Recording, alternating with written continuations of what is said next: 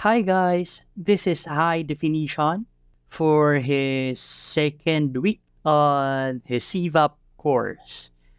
Hmm, I have made a blog, technically not really related to this, since dun sa blog ko, I've shared my feelings and thoughts with regards to this course.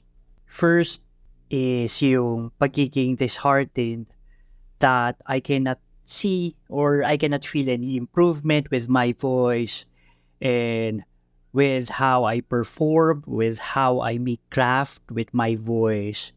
Pero I think things are going great naman so far.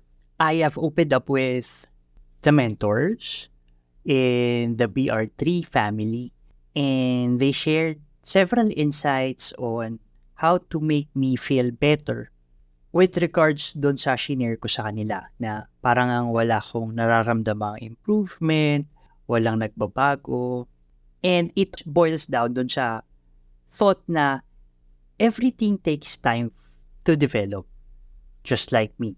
This is my first time venturing into voice artistry and I cannot expect naman myself to be good right away. It takes practice, it takes time, it takes dedication, patience, hard work. So, basically, that's what I learned during this week. Doon naman sa lesson, what the mentors shared was the different types of setup, different materials, different things that we should do or include in our studio when we want to make a good production out of our voices. And with all honesty, hindi ako masyadong nakafocus doon kasi nga when I enrolled in CVAP, what I'm after is to develop my voice.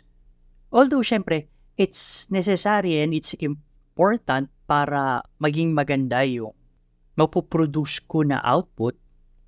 Pero, ayun, right now, it isn't my focus.